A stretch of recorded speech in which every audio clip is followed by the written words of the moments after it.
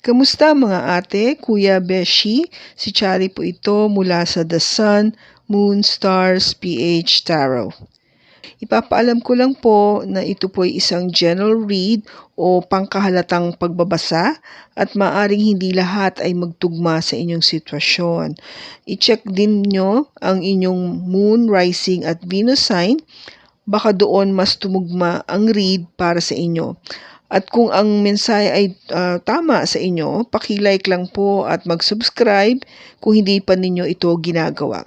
Okay, mag-umpisa na po tayo.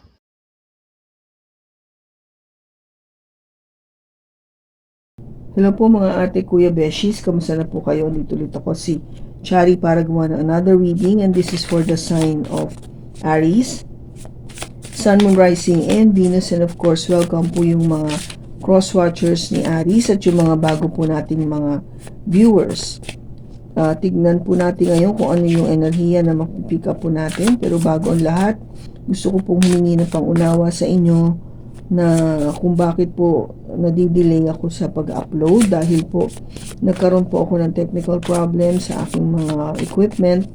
Nasira po kasi yung computer ko at hindi ko po agad ito napalitan. At yung mapaminsan-minsan ko pong nakikita sa comments na ang aking pong volume o yung aking microphone po ay mahina. Ginagawa ko po ng paraan para po maka-upgrade po ako ng microphone at nang magkaroon po ako ng magandang ma-upload na video po sa inyo every time magkakaroon po tayo ng pagbasa. So, tignan natin kung ano yung reading natin ngayon, kung ano yung message para sa iyo, Aries. You are too nice. I don't deserve your kindness. Okay, Aries. Masyado kang mabait, no? Para ma-deserve ko ikaw. Okay, so talagang kung gabang makikita mo yung tao dito, may konting guilt, no? Kasi nakikita niya na, oh, you're very kind, you're very good. Pero ang feeling niya, hindi ko deserve to kasi hindi naman ako naging equally patas sa'yo sa pagtitreat mo sa akin. Hindi naman ako yung katulad mo na mapagbigay, mapagmahal o mapag-alalahanin, gano'n. So, hindi ako karapat-dapat, no? Deserve. Hindi karapat-dapat ako sa iyo o sa pagmamahal mo. So, tignan natin yung tarot, kung ano yung ating mababasa. We have the Knight of Pentacles, the Two of Wands, the King of Cups, the Emperor, and the Seven of Pentacles. So, bottom niya, the World. Okay, Aries, ang umpisa ng card mo dito ay the Knight of Pentacles. Yung nakaraan mo, if you're dealing with an earth sign, Taurus, Virgo, or Capricorn, o meron siya nito sa kanyang chart, medyo mabagal, no? Mabagal siya kumilos o magbigay ng reply o magpahiwatig sa'yo o makipag-communicate sa'yo kung ano talaga yung nararamdaman niya, no? In other words, you don't get that positive response right away. Hindi agad. Talagang yung nangyayari is nag-iintay ka. Nag-iintay ka kung kailan siya magkakaroon ng panahon para sumagot, para kakausapin, para ikaw ay pansinin, yung mga ganun. At ano ba ang naging challenge o problema? Two of Wands. Ang Two of Wands kasi is yung, alam mo yung kagustuhan mo na ito na yung gusto ko. Nagkaroon ka na ng decision eh. You already made a decision that this is the one that I want. Siya yung gusto ko eh. Diba? Bakit siya naging problem o challenge? Kasi gusto mo siya pero wala nga nangyayari. Nothing's happening. You don't even know kung gusto ka nito. Kasi walang response eh. Walang, hi, hello, yeah, I received your gift, o gano'n, o kamusta ka na. Walang pinapakitang para makonclude mo na may gusto rin to sa'yo. Okay? So, kung gaba parang pinahuhula-hulaan lang na sa'yo kung ano na. Diba? So, that's a problem. Nothing is clear with this person. Hindi kasi siya nagbibigay agad ng response. Yun, that's the problem. Siyempre ikaw, with the King of Cups, ipapakita mo naman agad to eh. Talaga ipapahiwatig mo talaga yung pagmamahal. No? You will do everything to show this person that you truly love him or her. Diba? Papakita mo talaga eh. Sabihin mo, you will show and you will tell this person how much you feel. Diba? Of course, the intention is to be yung maging, alam mo yun, determined to let this person know exactly na you're serious. No, seryoso ka sa sinasabi mo dito. Seryoso ka sa pagmamahal na pinapahiwatig mo dito. No, you're not the person na tipong nang loloko lang, no? Kasi this is the emperor. Somebody who is really up there, no? Yung talagang may reputasyon, may sinasabi, merong isang salita, no? Isang boss, somebody who's truly mature, di ba? A family man, kung family man siya. So, alam mo, pinapahiwatig mo talaga eh, na you are the right person for this one, no? Ngayon, ano yung nagiging outcome?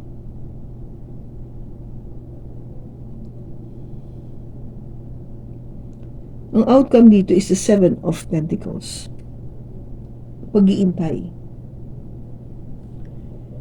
Mahirap man, pero dahil kasi nga, ang dami mo nang ininvest na panahon, pagmamahal, pera, kahit pa paano, syempre, you've been buying a lot of things, no? Gifts, flowers, whatever, na maisip mo, na ibigay dito sa tao na to.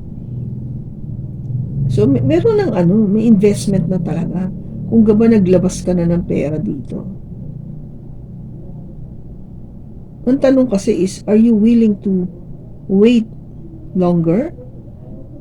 Willing ka ba na i-extend itong pag-iintay na to sa kanya? Considering na mabagal talaga to, kumilos. Hindi agad siya magbibigay sa'yo ng sagot.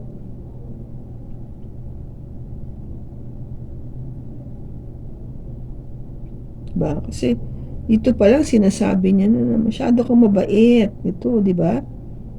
These two cards is telling you, no? Aries or person, take it as it resonates na mabait kasi ito yung tunay na pagmamahal at somebody who's truly serious. No? Hindi nang loloko. So, talagang mabait na tao ito na alam niya na hindi niya deserve ito kasi nga kung paano kanya tinitreat. No? And alam niya hindi kanya yung panahon na binibigay sa iyo hindi katulad sa panahon at pagmamahal na binibigay mo sa kanya. Okay? To put it in a simple words, hindi pantay. Kaya alam niya na hindi niya deserve ikaw. You deserve somebody na talagang kayang pantayan yung binibigay mong pagmamahal at atensyon. At oras, no? Kaya nga, at the end of the card here is the world. It's an ending. Pagtatapos ng cycle na to, no? Sabi ng universe ni God na tapusin na natin to. Wala naman nangyayari. Intay ka lang ng intay. Intay ka ng intay. Mabagal, nag-iintay. Mahal mo naman talaga. Seryoso ka talaga. Ano, mag-iintay na lang tayo? Sabi ni universe or ni God, no? Tapusin na natin tong cycle na to. Let's end it and create a new one. Mag-create tayo ng panibago. Diba? Create tayo ng panibago. Let's see. Bakit andito yung Knight of Pentacles? Bakit andito yung Knight of Pentacles? We have the Seven of Swords, the Chariot, and the Knight of Cups.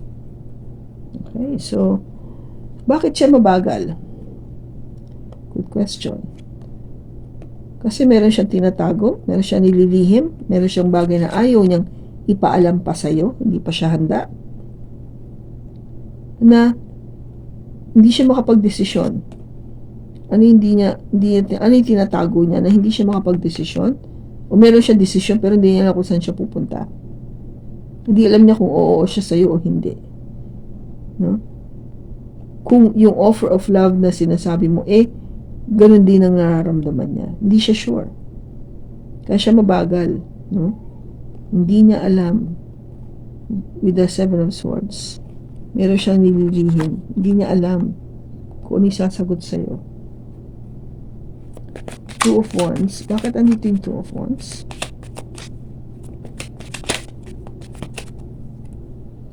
We have the Knight of Swords, the King of Pentacles, and the Hangman. Nagdesisyon ka na, no? Diba? Pero gusto mo mag-move forward. Pero wala nga Hindi nga siya maano Knight of Swords is somebody who wants mabilisang action. Na merong nakikita, no?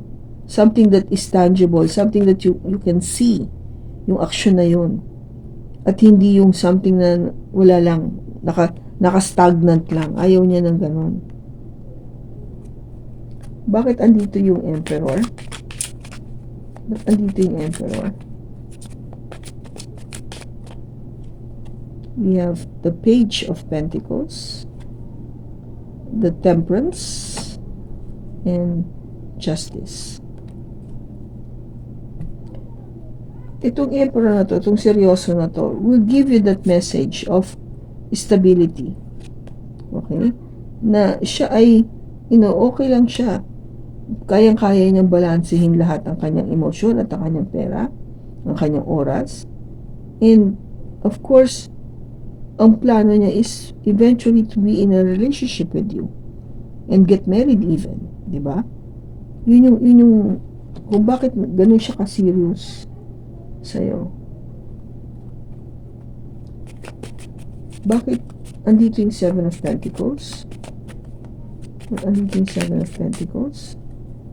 We have the Nine of Pentacles, the Ten of Pentacles, and the Tower. Wow. Aries. Yung pag-iintay mong to, no? The one, yung outcome, pag-iintay. Ang nangyayari is being single, dumadami yung yung kayamanan mo. Isipin na doon na papabuti yung sarili mo. Kasi nakakapagbigay ka ng panahon para makapagtrabaho mabuti, makapag-ipon, pundar ng mga material na bagay o mga properties, no? Patungo dito sa Ten of Pentacles. So this is the Nine of Pentacles and this is the Ten of Pentacles. So being single and very independent, you're going to yung maximum natin na Ten of Pentacles, being with somebody na magiging pareho kayo na abundant, no, pagdating sa future ng dalawa. And this is truly something unexpected. Hindi nyo to inaasahan, hindi nyo to naisip, hindi nyo to yung biglaan na lang nangyari. Okay, biglaan siyang nangyari.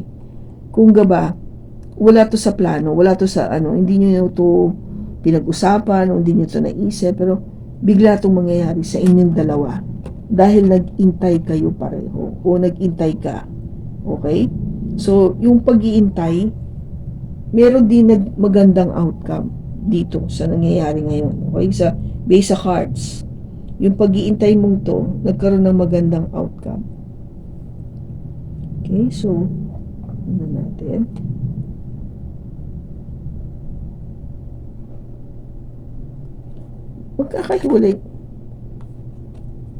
Magkakahiwalay ba yung dalawa? Magkakahiwalay ba silang dalawa? It says here yes. Yung card dito is the Six of Cups. Six of Cups kasi is yung life after life, di ba? Yung parang kung yung last lifetime natin tayong dalawa na, pero meron tayong unfinished business, tinutuloy natin sa susunod nating lifetime. So kung meron man tayong hindi nagawa noon ngayong lifetime na to, di ba? Kasi ang tanong kung magkakahiwalay ba kayo, yes, oo, because of yung connection nyo nga hindi natapos. So kung magkakabalikan ba silang dalawa? Yes, kakabalikan kayo. And you've been waiting for it. Iniintay mo na magkabalikan kayo. Okay.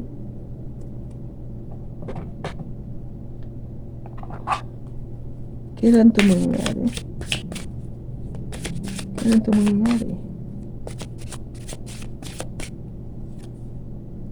Within a couple of weeks. Oh, wow.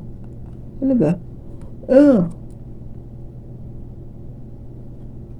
Within a couple of weeks, maybe expect something na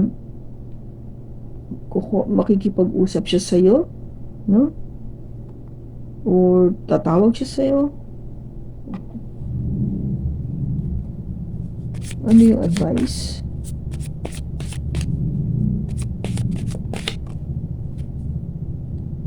Again, worry. I am learning that worry doesn't change an outcome. Okay? So I think that's the third time na lumabas yung worry. It's all for the fire sign. Nag-worry ka kasi baka nga, hindi na siya bumalik, or sabihin natin na yung pag-alis niyang to baka wala na talaga, yung mga ganun bagay. So just take it off your mind. Hindi naman siya importante, huwag ka mag-worry, just be positive about this. And sa nakikita ko, parang things will be okay. Okay? So kung kanino mang Aries ito na nakuha natin yung energy, sana nakatulong ito sa ng malaki. Sa susunod po muli, ingat kain. God bless.